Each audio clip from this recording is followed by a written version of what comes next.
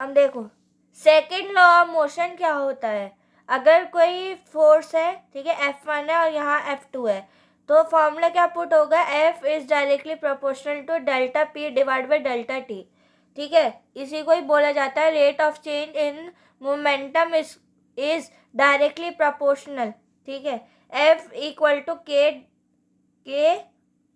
Delta P divide by delta T। तो K क्या है, 1 है, तो K का मतलब होता है कांस्टेंट हो जाता है। तो फॉर्मूला क्या होगा, F equal to delta P divide by delta T। तो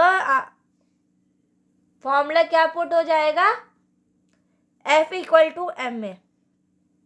ये प्रूव्ड हो जाता है, इसी को ही बोला जाता है सेकेंड लॉ ऑफ मोशन, ठीक है।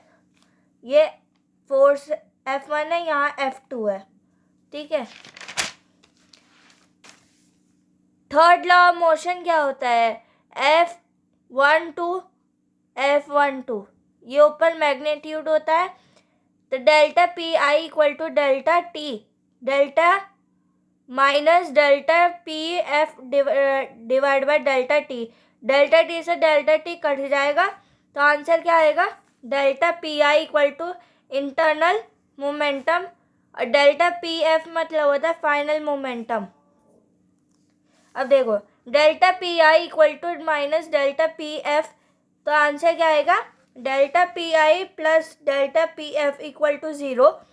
तो देखो डेल्टा पी मतलब मोमेंटम टोटल इक्वल टू 0 हो जाएगा। ये इसी को ही कन्वर्जेशन ऑफ मोमेंटम बोलते हैं, और इसी को ही थर्ड लॉ ऑफ मोशन भी बोला जाता है। अब देखो इसकी एप्लीकेशन बहुत ज़्यादा इम्पॉर्टेंट है, application of conversation of momentum, ठीक है। रिकॉइल ऑफ गन क्या होता है, अगर हम गन चलाते हैं तो क्या होता है, थोड़ी देर बाद गन पीछे आने को हो जाती है, पीछे आने लग जाती है, तो इसी को ही रिकॉइल ऑफ गन कहते हैं।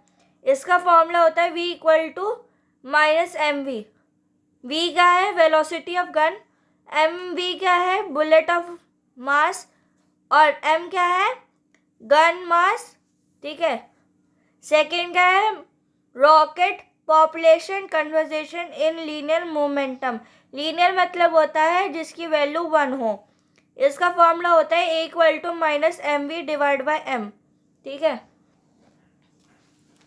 अब देखो आएगा एग्जाम में 2026 अप्रैल में। क्वेश्चन 1 है state Newton's first law of motion. First law of motion क्या होता है, पिछली अभी पढ़ा चुकी है, वहाँ से आप इसको लिख सकते हो, ठीक है।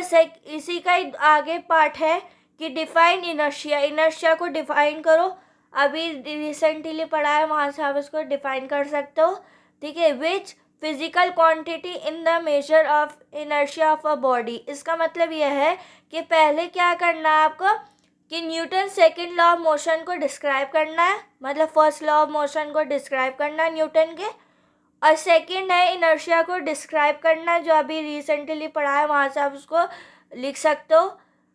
विच फिजिकल क्वांटिटी, इसका मतलब यह है कि वो वेक्टर क्वांटिटी है या स्केलर क्वांटिटी है, वो आपको डिस्क्राइब करना है, ठीक है। ये अक्टूबर 2021 में आया है, तो ये आपका होमवर्क है, करके लाइएगा, ठीक है।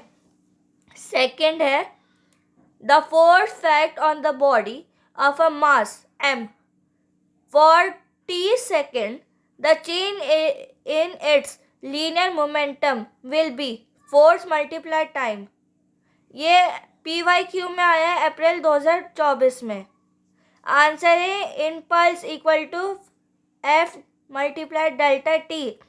तो delta P divide by delta T, delta T से डेल्टा T कट जाएगा, तो ये हो जाएगा वेक्टर क्वांटिटी। इसकी SI यूनिट होती है kg मीटर पर सेकेंड,